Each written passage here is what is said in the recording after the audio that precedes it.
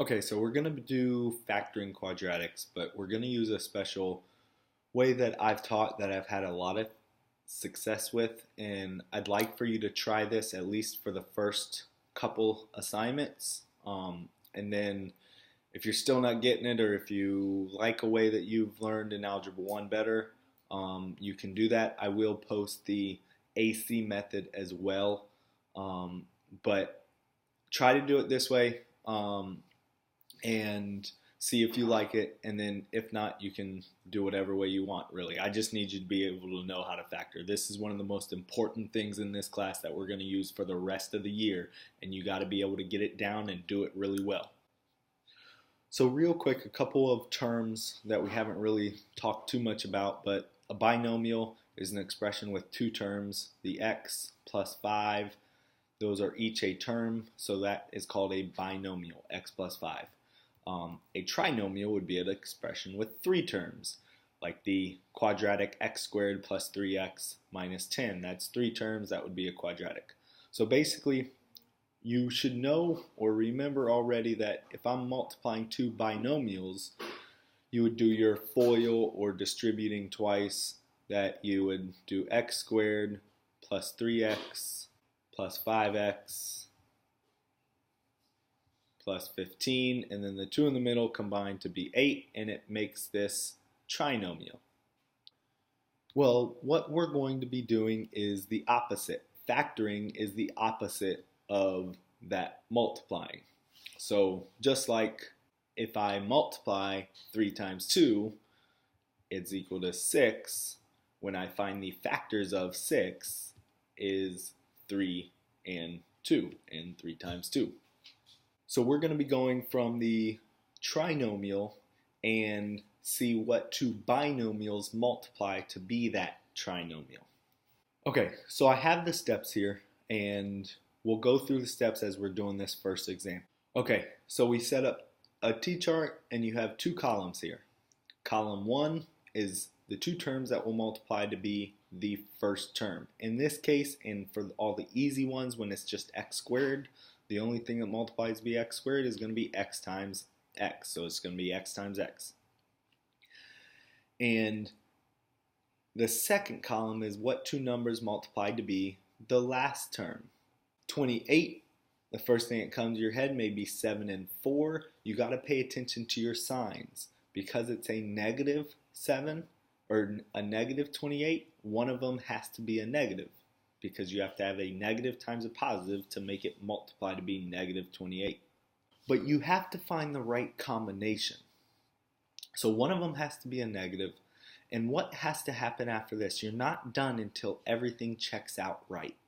So next you multiply straight across negative 7x, positive 4x, and these two should add to be the middle term in case you have the right term. Well, because these add to negative 3x, I don't have the right combination of numbers. So because that's going to be wrong, I can go ahead and start a new one. So I still have x and x. 7 and 4 isn't going to work. A lot of times you would switch them here, but when these are just x's, it's not going to make a difference. So the next step is to try other factors of 28. Well, 7 and 4, I also have 1 and 28, 2 and 14, and because you're looking for two that are opposite signs, you're really trying to find the difference of the two that are just going to come to 12. So this is really what's going to work. So I have 14, positive 2, one has to be a negative. If you end up going like this, and so I have to multiply straight across, negative 14x, positive 2x, and that adds up to negative 12x. Well, when you're close and you have the same number but a different sign than you want, because I want a positive 12, not a negative 12, all that's wrong is your sign. So just erase the negative here. We're going to write the negative on the 2, and now that becomes a positive 12x, which now this is the right combination of numbers. The last step, circle and group them diagonally. And those are your parentheses. So I have x minus 2 times x plus 14. This step may not look like it makes a difference, and it doesn't at this moment, but get in the habit of doing it now on the easy ones so that you won't make a mistake when it gets to the more difficult ones, which is a common mistake. Okay, so go ahead and take a second and pause it and try this one on your own. You do pay attention to the signs that the two numbers need to multiply to be a positive, but when you add them, they're going to add to be a negative. So think about what that means. Okay, so you should have gotten x minus 3 times x minus 6. And this works. You can always multiply and FOIL back to double check it. But if you're doing these steps correctly, you should get it right. I know at this moment, this step here doesn't seem necessary. Please do every single step so that you get in the habit of doing it correctly. Okay, because I know these easier ones you could probably do without this, but try to get in the habit of doing the process so that you know how to do it when we get to the more difficult ones. Okay, so here's where it gets a little bit tougher.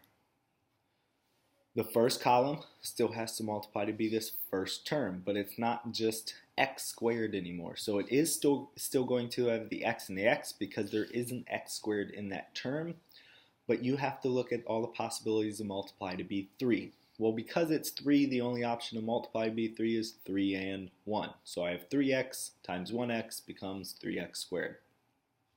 But if it's something like 6x squared, then your possibilities could be 6x and 1 or 2x and 3x. It's not always a number and 1, but you do need to think about all the possibilities.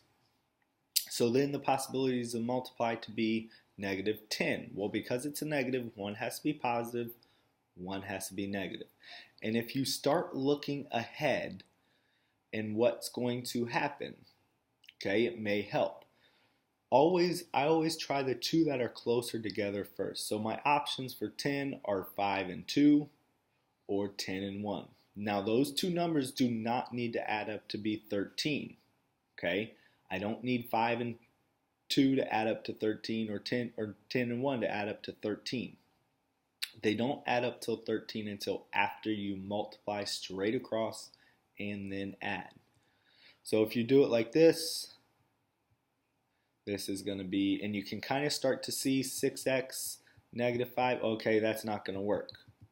Okay, before you go to 10 and 1, flip-flop them. Try it like this. Okay, because now this is negative 15, positive 2x, and they add up to negative 13x. Oh, again, I'm there, but my sign is wrong. So change your sign. This is the negative.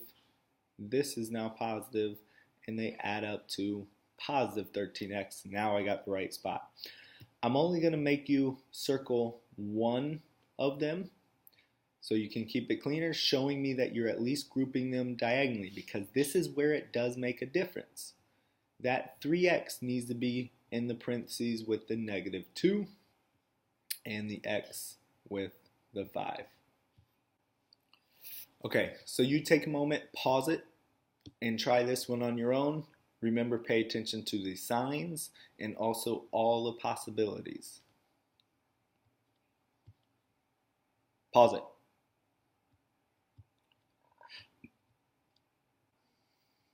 So your answer should have been 2y minus 3 times 2y plus 1. Whenever you have the option, because I did have the option of doing 2y times 2y here, or 4y times 1y, I always go with the two that are closer together first rather than one in itself. And if that didn't work, try flip-flopping the constants first. Well, when these are the same, it's not going to make a difference whether you flip them or not. But then go to the 4 and the 1. but you should be able to start kind of seeing ahead and seeing what's going to work. Think about the multiplying straight across aspect of it as you're doing it, though. Why couldn't you see the camel in the desert? Camel in the desert? Because he was camouflaged. Ah! All right, tell him bye.